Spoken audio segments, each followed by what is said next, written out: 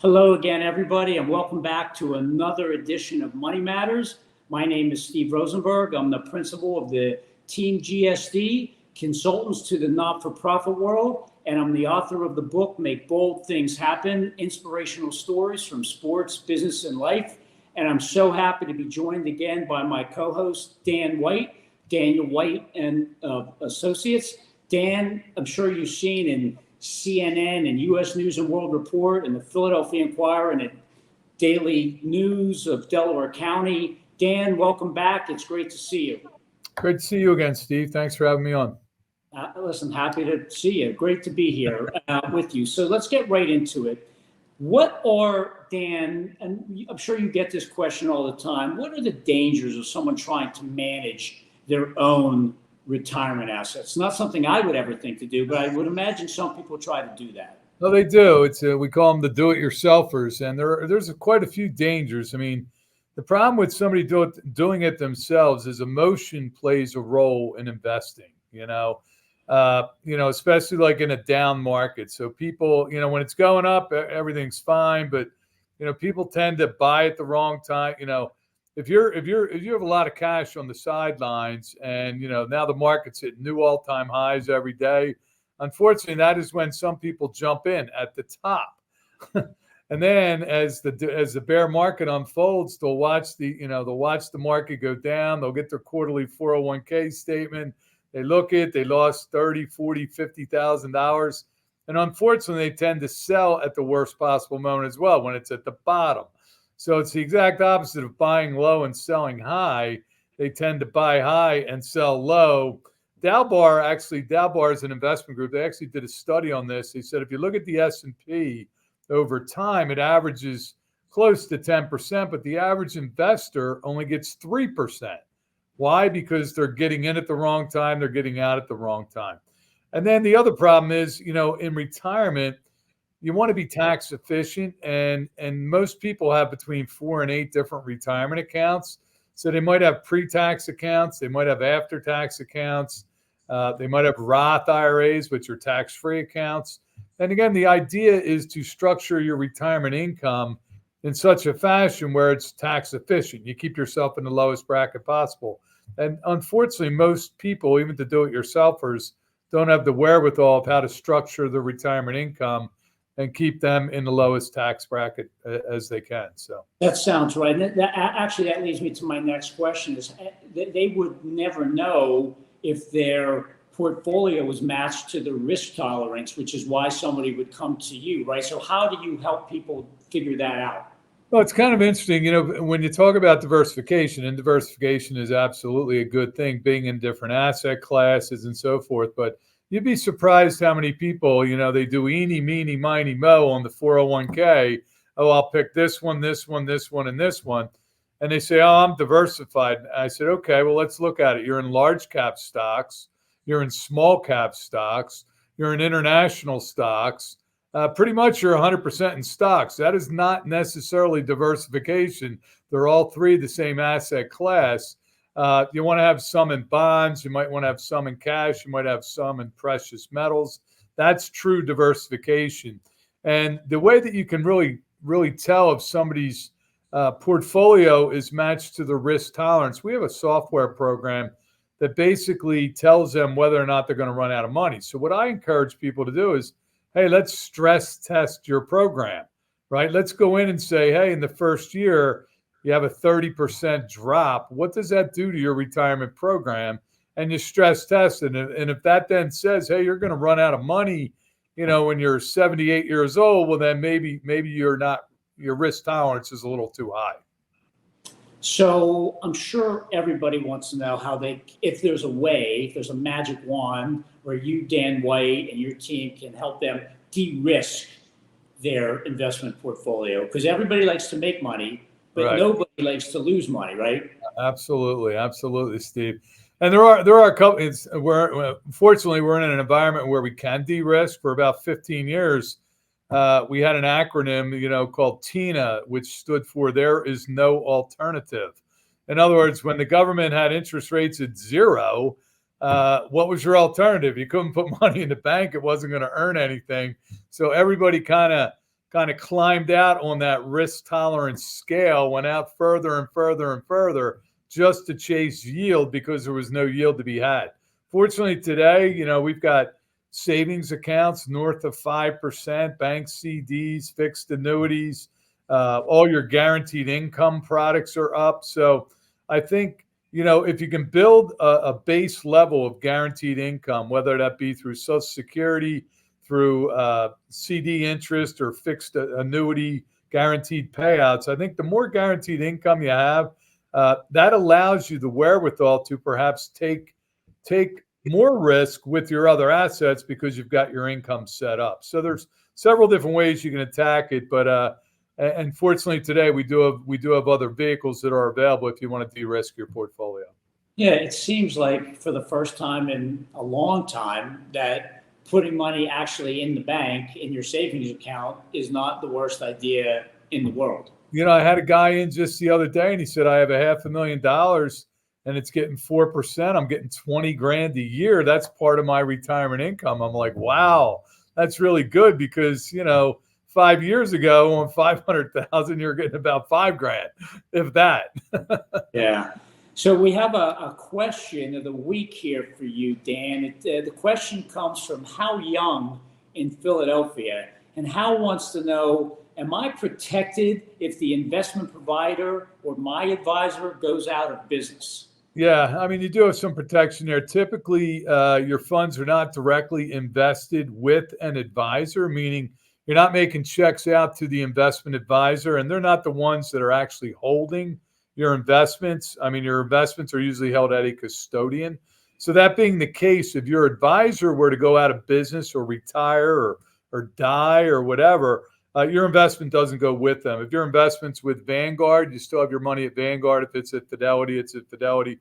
Of course, there could be implications to growth or losses as the advisor who is handling your investment is no longer doing so. Regarding the investment providers going out of business, protection of your investments really depends on the type of financial instrument or institution where the investments are held. Like if you're in the bank, you're covered by FDIC. If you have your accounts with insurance providers, they're guaranteed through the state guarantee associations. And even your brokerage accounts have some protection through the SIPC, the security side of things. So you are pretty protected in the event that something happens. Okay, good. Thank you, Dan. If you have a question for Money Matters TV, here's how you can send one in. You can have your questions answered on Money Matters. Please go to our website, money-matterstv.com. On our homepage, click on the banner on the right that says, Send us your questions. While you're on our website, you can find information about our host and guests, as well as show notes and links about this show and past shows. Money Matters is also available as a podcast on iTunes and Stitcher, so you can listen to Money Matters while you're on the go. That website address, again, is money, MONEY, -matters, MATTERS, TV.com. Well, I'm super excited to welcome in our featured guest of the week, Joe Brooks, the Executive Director of the Veterans Multi-Service Center. Joe and his team are doing incredible work taking care of one of the most important populations that we have. Joe, to the show. Thanks for having me, guys. So, Joe, here's an interesting question that I don't know if you get at dinner conversations or not, but I think we all get deluged with these commercials on TV that go something to the effect of, have you been a Marine stationed at Camp Lejeune? Well, you may be entitled to some benefits. And, those firms, I think, that are representing veterans, they charge fees. And you guys at Veterans Multi-Service Center, you do this for free. Can you talk a little bit about, this marketing tactic that's going on TV and radio and print, and a little bit about VMC and your role and how you help veterans? Yeah, obviously, Steve, that's a great example. So those law firms are absolutely going to do a solid job for the veterans seeking to recoup benefits that they're rightly owed from the Veterans Administration. The problem with it is they're going to take a third. So if that law firm is able to say, get you a settlement for $100,000. Okay, well, that's not, in fact, what you're going to be getting. You're going to be getting about $66,000, and the law firm is going to take their sizable share. That's not the case at Veterans Multi-Service Center. We have a team of a half dozen VA accredited veteran service officers. And guys, their job is to ensure that the veteran gets 100% of the benefits they were entitled to through their service to our country.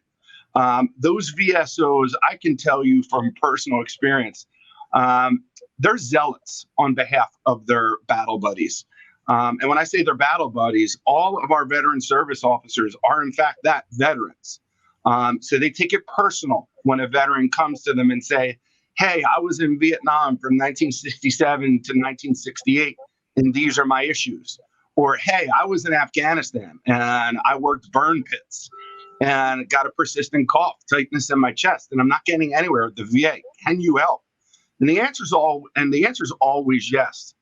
Steve, what I think it's important for folks to understand is that on top of taking care of the veteran, which we all want, there's a reciprocal benefit to the economy. That, yes, we're veterans advocates, but our nonprofit itself, and hopefully we can get into it a little bit later throughout the conversations, we're an economic development engine for the region. Okay, what do I mean by that? So our veteran service officers, and Steve, this is just in calendar year 2023. This is not over the course of the 44-year history of Veterans Multi-Service Center. This is one calendar year. We've secured $14,479,000 in retroactive payments to area veterans. They're your friends, your neighbors, your coworkers, in PA, New Jersey, and Delaware. And they now have this money, and they're pumping it back into our economy.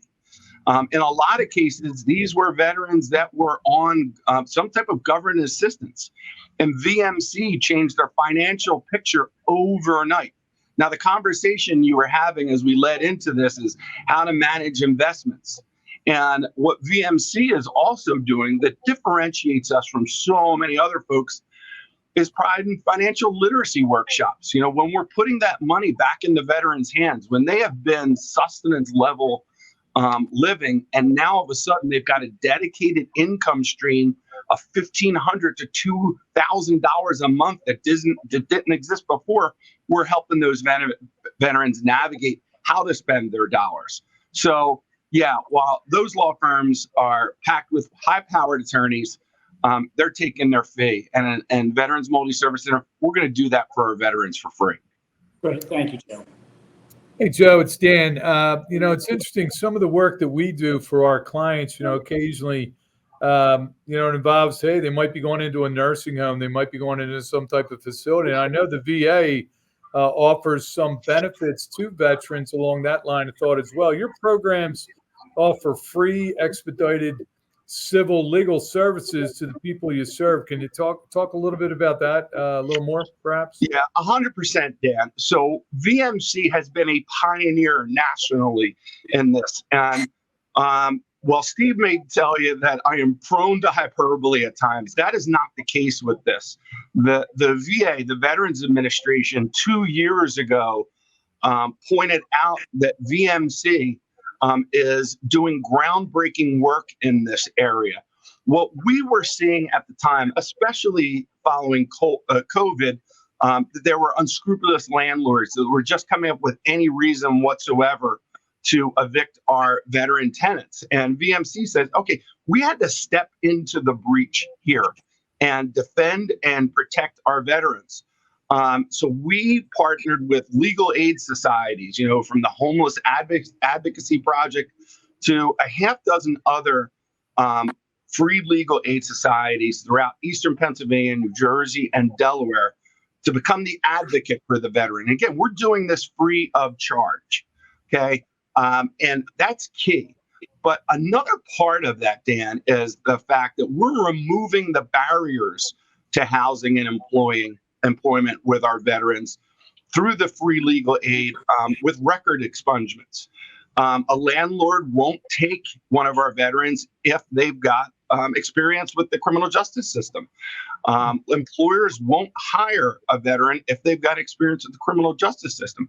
But I want to be completely crystal clear, guys. We're not talking about felonies here. We're talking about minor blips on an otherwise perfect record. A veteran comes home from Iraq or Afghanistan 10, 15 years ago.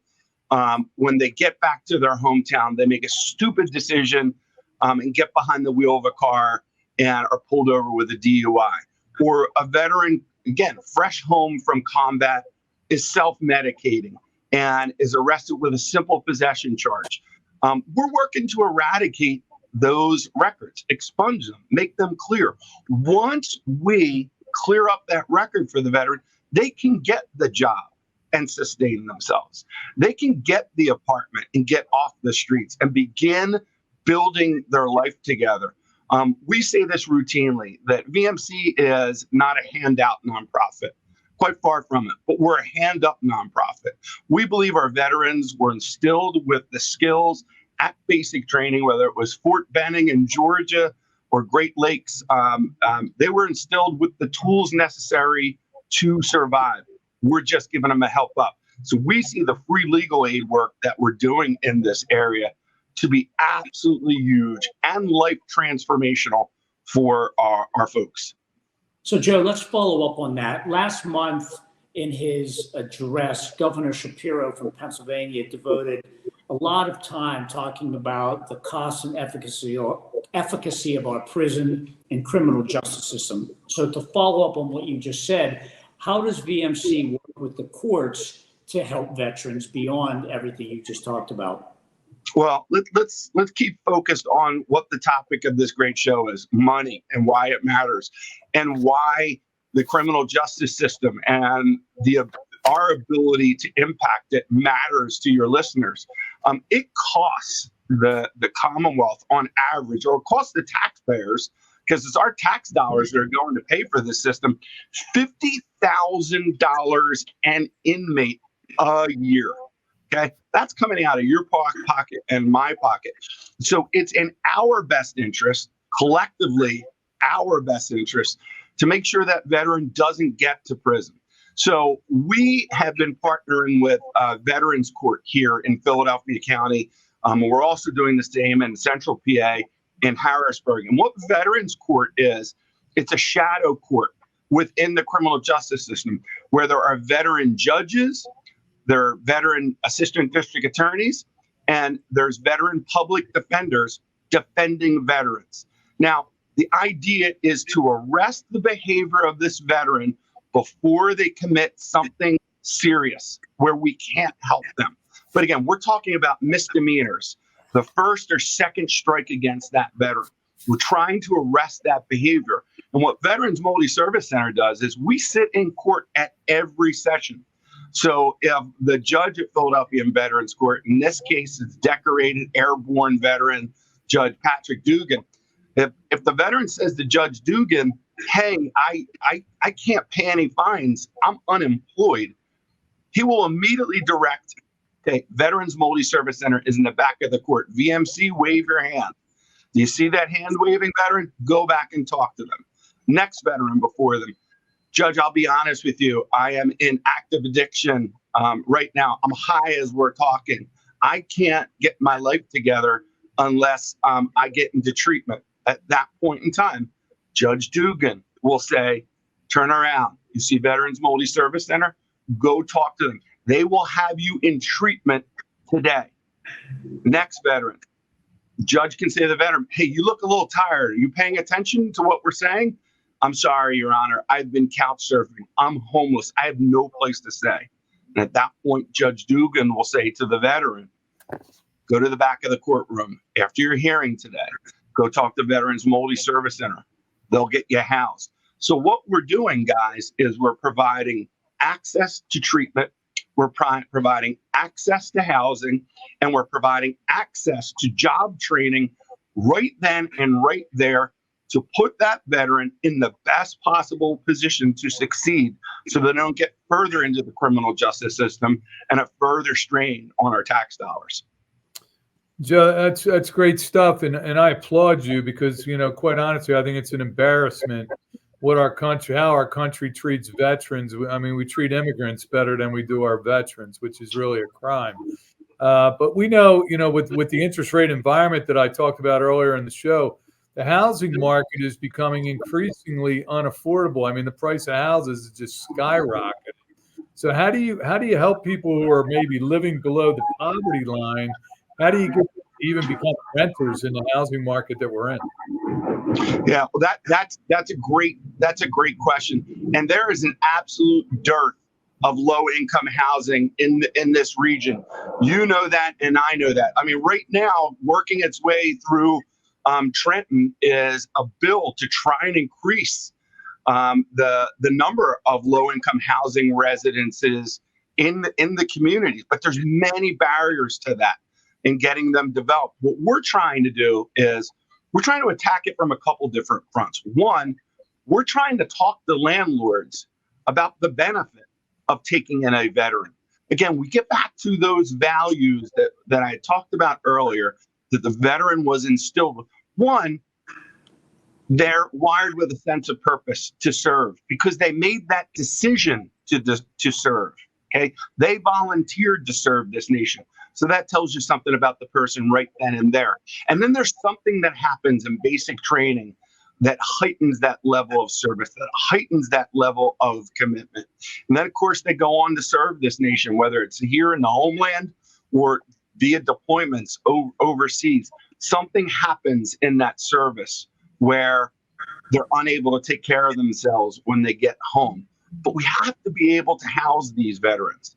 In a nation as wealthy as the United States, the fact that one veteran, let alone the thousands of veterans that are literally homeless in our region, has to sleep on the street is objectionable. And beyond objectionable, it's grotesque. So how are we attacking that? One, we've got incentive programs that we're working with both HUD and the VA shallow rent subsidy programs, right? Where we're incentivizing landlords to take our veterans in. Here's what we're telling those landlords. You don't have to worry about collecting rent from the veteran. We're going to do that. VMC will write you the check every month, so you don't have to collect from the veteran. On top of that, what VMC is doing is providing those wraparound services where we're coming and talking to the veteran every day in that apartment where possible, or they're visiting any of our 8 offices throughout the region so to be able to access all of the programs and services that are available to them. I also want to talk about what has been a dirty word at times and is a dog whistle for something bad. And I would say Section 8 vouchers. There are Section 8 vouchers available to our veterans. Okay, they're called HUD VASH programs, and we guide those veterans to use their vouchers equitably and wisely. Now, again, we are a hand up, not a handout nonprofit. Okay, so we're using a whole host of financial resources from the federal government to get that veteran on their way. But at some point, usually 9 months into the process, it's on that veteran to begin paying for themselves. What VMC is doing in the interim is getting them job trained and job placed. And we're teaching them how to manage their money. So yeah, part of it is we're working with landlords to find properties, okay, that are willing to rent to our veterans. And we're connecting our veterans and we're paying the rent for our veterans. And we're ensuring that our veterans are, in fact, good tenants to those landlords. Joe, I agree with Dan. What you're doing is God's work, and thank you. It doesn't go far enough. We only have a few minutes left, and I want to ask you what could be too big of a question for the time we have left. But as you know, particularly in Philadelphia, there's a direct correlation between drug use and homelessness, particularly in areas in our region like Kensington. So how is funding addressed by VMC to directly attack that sort of endeavor amongst your constituents? Yeah, Steve, it's a sad statement that our region and the city of Philadelphia, as the economic development engine for the region, is the epicenter for the opioid crisis gripping this nation. That 20-block stretch of Kensington Avenue right now is where the worst is occurring. We know factually because VMC is on the street every day with our homeless outreach program designed specifically for those veterans in active addiction. That program is called New Day. And we're on the street every day at Kensington Avenue trying to reach those veterans, okay?